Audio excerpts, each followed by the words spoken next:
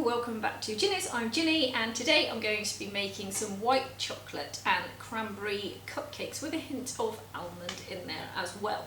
So to begin with this, here's all my ingredients. Please remember that if you click the arrow just here, it will drop down and all of my ingredients are in there, and then you can screenshot them and do as you please. Save me reading them all out to you here. These will go fab with my white chocolate buttercream, which I will put in the description box down there as well, so you can link straight to that. So let's get started. So to begin with, I'm adding my butter in, if it lets me. And this is gonna, if you've done my recipes before, you know how this is gonna go. So, and then I'm gonna add my sugar, white sugar in, and we're gonna whip this up until it's really white and fluffy. And reduced in colour, so light and light moves, and this is so important, medium to high speed, because this is the air of our sponge and this is just the most important stage. So get that whipping around for about 2 minutes and I'll come back. Right, that's exactly where I want it to be. There we go, look at that. That is just so aerated and brilliant. So now we are going to add everything in, because we don't want to mix this around too much. We've got the air that we want now. We don't want to take that air out by whipping and whipping. So now I've got my plain flour, my bicarb, my baking powder and my almond flour all are going in there. I have my eggs. Then I've also got 100 grams of, I don't know why I'm telling you grams, it's in there, of cranberry.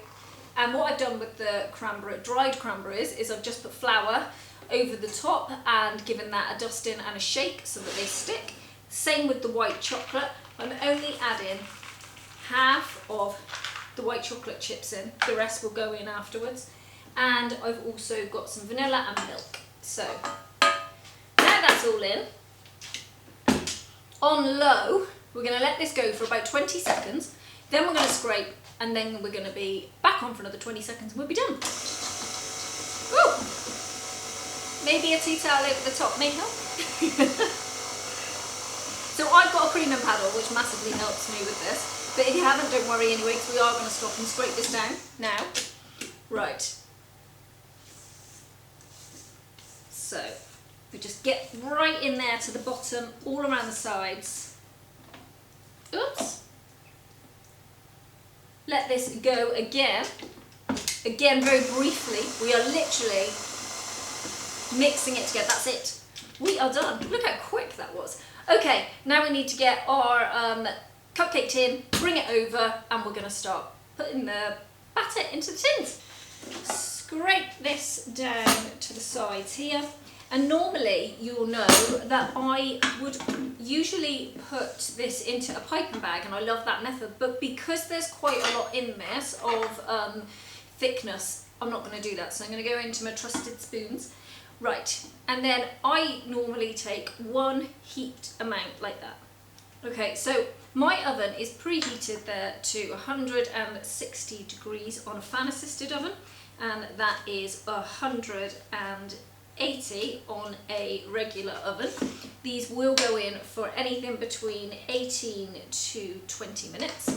Let me finish putting all this in and we will pop them into the oven, and I'll see you when we get them out. I nearly forgot. We've still got some of the white chocolate left, so we're going to sprinkle some just across the top of each one.